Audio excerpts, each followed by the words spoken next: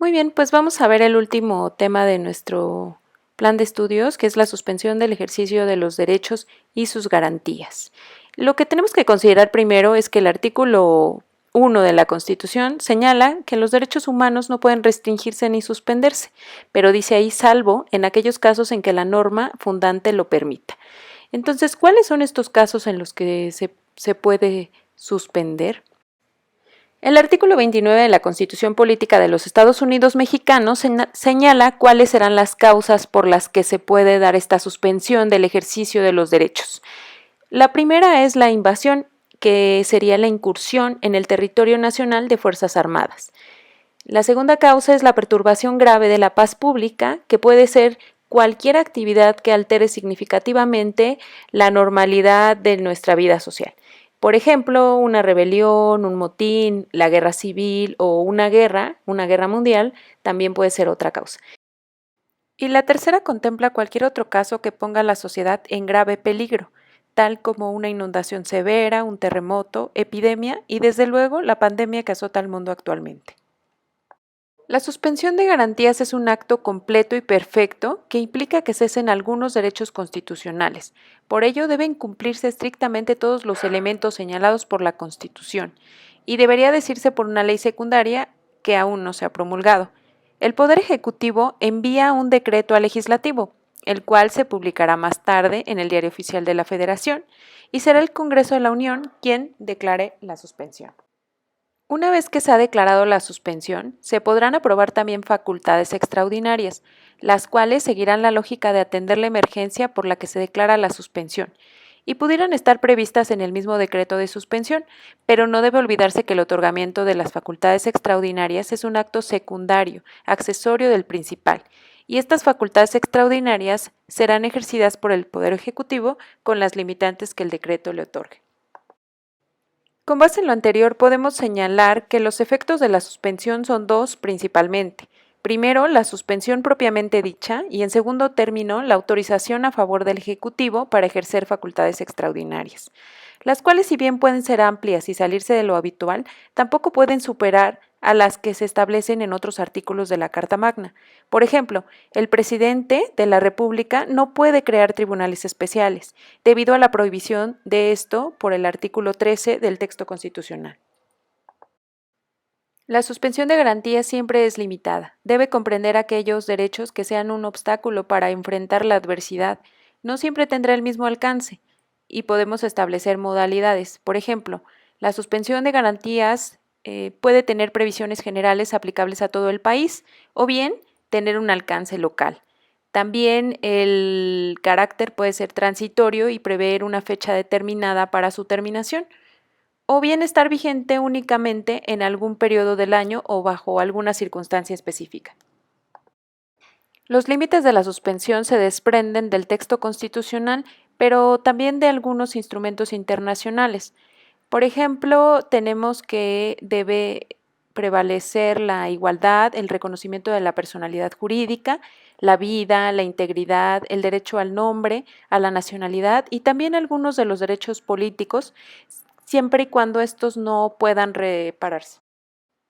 Y hablando de la actualidad, en México, bajo la Constitución vigente, únicamente se ha declarado una vez la suspensión de garantías, que fue por decreto del 1 de junio de 1942 ante la amenaza de la Segunda Guerra Mundial. Pero en el marco de la emergencia por COVID-19 no se ha declarado la suspensión de garantías. Escuchemos al canciller Marcelo Ebrard. El Consejo de Salubridad General,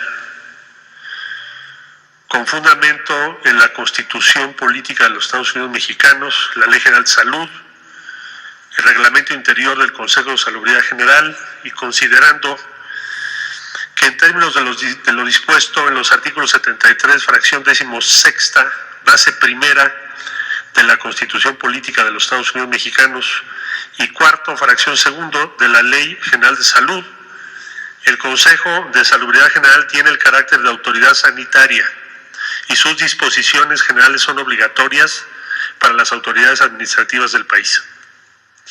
Que dada la situación que guarda la epidemia de enfermedad por el virus COVID-19 en el país, se han dictado diversas medidas por el gobierno federal, incluidas las contenidas en el acuerdo por el que este Consejo reconoció a dicha enfermedad como grave de atención prioritaria, así como en el decreto por el que se declaran acciones extraordinarias en las regiones afectadas de todo el territorio nacional en materia de salubridad general para combatir la enfermedad grave de atención prioritaria generada por el virus COVID-19, publicado el 27 de marzo de 2020 en el Diario Oficial de la Federación. Que la Secretaría de Salud en las últimas horas ha señalado que el número de casos ha ido en aumento, por lo que ha recomendado que los habitantes del país permanezcan en sus casas para contener la enfermedad causada por el COVID-19.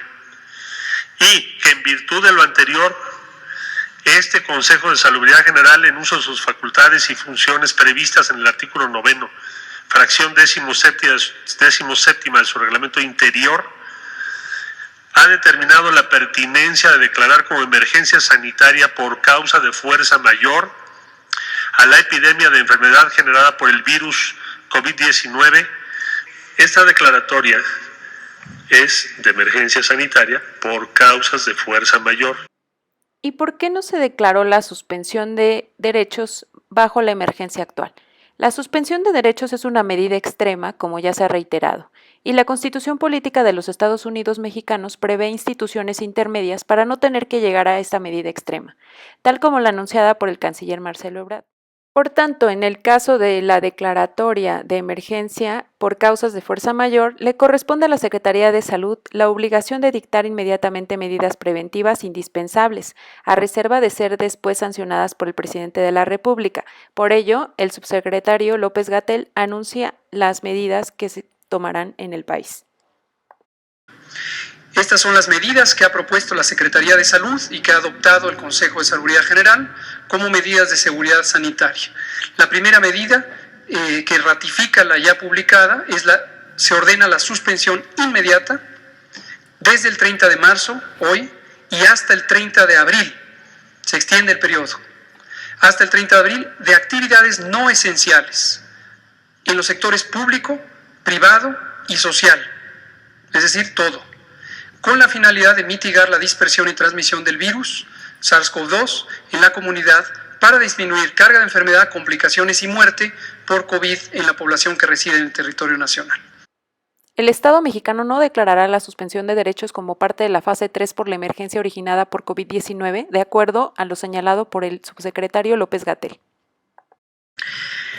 Dejo en claro dos cosas que me gustaría que nadie confunda. Una, declarar la emergencia sanitaria por causa de fuerza mayor relacionada con la epidemia de COVID no quiere decir, que quede muy claro, no quiere decir un estado de excepción. ¿Por qué el doctor López-Gatell se refiere a estado de excepción y no a suspensión de derechos? La Convención Americana de Derechos Humanos de noviembre de 1969, en su artículo 27, apartado 1, denomina a las facultades propias de la suspensión de derechos como emergency. La Secretaría de Relaciones Exteriores de México traduce el término emergency como excepcional, de ahí el término estado de excepción utilizado por el subsecretario López-Gatell. Recordemos que nuestro país aún debe armonizar nuestra legislación para cumplir con los acuerdos internacionales en esta materia.